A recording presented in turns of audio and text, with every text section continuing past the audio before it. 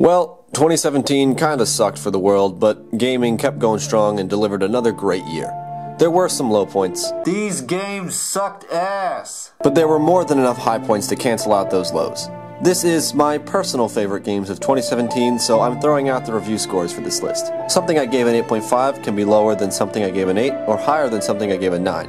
I should also mention that I am, in fact, only human, so I wasn't able to play everything I wanted to. The main games I missed out on were Nier Automata, Hellblade: Senua's Sacrifice, Prey, and Tacoma.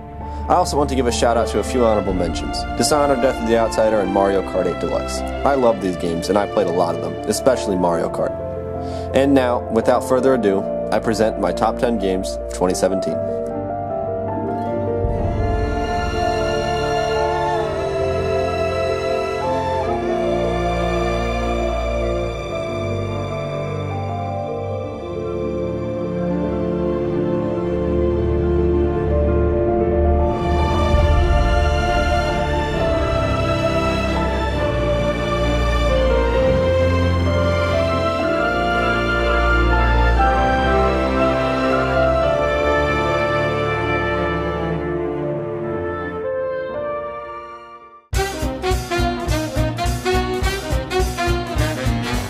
Cuphead is a frustratingly fun game with an incredible art style.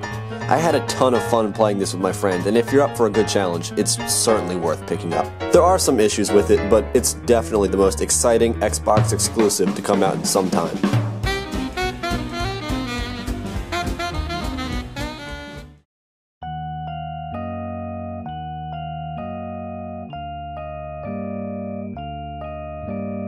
Little Nightmares is a creepy little game that I had an absolute blast playing through.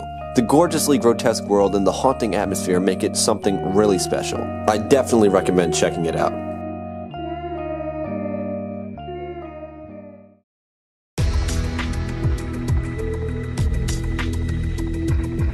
Yes, I know this game is still technically in beta, but it did come out this year and I've logged almost 150 hours so far, and I'm still having a lot of fun playing it.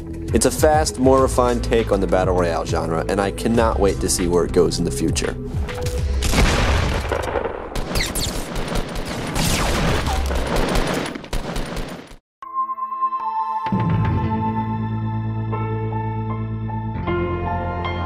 Night in the Woods is a charming, hilarious, and wacky game that deals with some incredibly real topics. Seriously, depression is a constant factor, and there are tons of thoughtful discussions about the meaning of life. The town of Possum Springs is wonderfully creative, the art style is beautiful, and the characters feel genuine. It mixes a coming-of-age story with a supernatural thriller, and it wraps it all up in a deceptively cute world.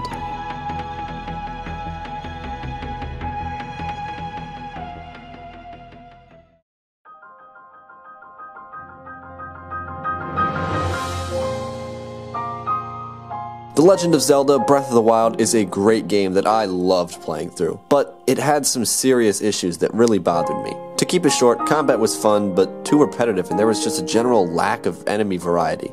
A lot of the side quests were also just dull fetch quests, and there were some other issues that hindered my experience. That being said, the phenomenal traversal mechanics and the vast open world give you a sense of freedom like no other, and the gameplay is still really fun, mostly. I think it is massively overrated, but it's still pretty damn great. And it really is a must-have game if you own a Nintendo Switch.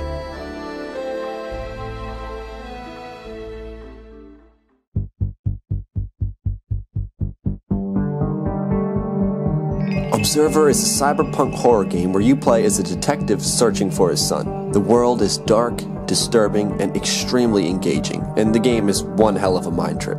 Some story beats end up being a bit too convoluted, but the game is still a fantastic experience that is definitely worth your time.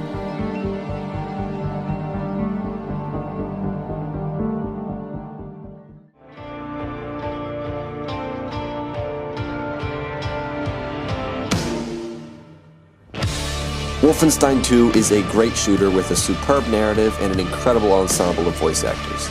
Seriously, for a game about killing Nazis, it's pretty amazing how phenomenal the writing and performances are. It'll make your blood boil in one scene, make you tear up in the next, then make you laugh your ass off. It's brutal, it's beautiful, it's absurd, and it's one hell of a game.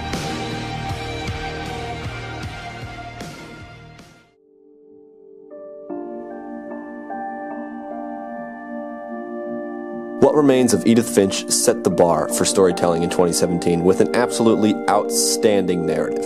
The game has one of the greatest moments of creative storytelling of all time, period. And if anyone is interested in seeing what games can do as a means of storytelling, I implore you, check this game out. It's short, but it's incredibly creative and emotional, and it's well worth your time.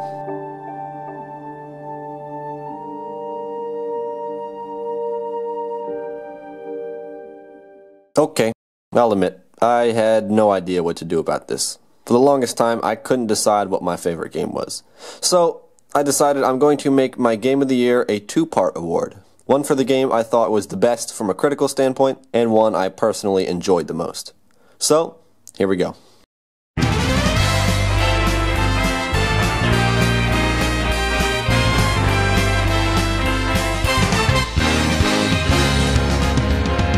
Here we go, off the rails. Don't you know it's time to Super Mario Odyssey is a masterclass in level design. It oozes creativity, and the unique and innovative mechanics that it introduced only scratch the surface of the possibilities it holds. The gameplay is tight and refined, and the worlds are so diverse and wondrous. It may be a bit too easy, but it's still an absolute joy to play through. I'm serious, if this game doesn't make you smile at least once, you got something wrong with you, because this game personifies happiness. It's so wild and wacky and creative, and it's the best game in 2017. Jump up, don't be scared. Jump up and your cares will soar away. And if the dark clouds start to swirl, don't feel them shed a tear, 'cause I'll be your one-up girl.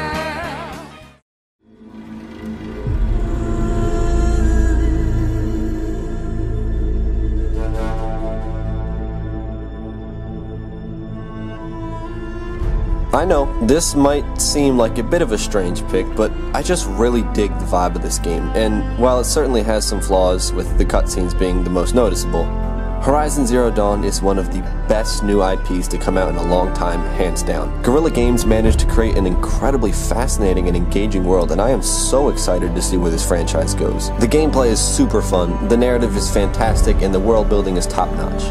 It took the formula for a standard open world game and improved upon almost every aspect. I was really surprised at how expertly they were able to craft this brand new world and how deep the story and lore were. I'm a huge fan of apocalyptic settings, and I loved their new take on it. It was so different but so cool, I'd never seen anything like it, and that's what really drew me in.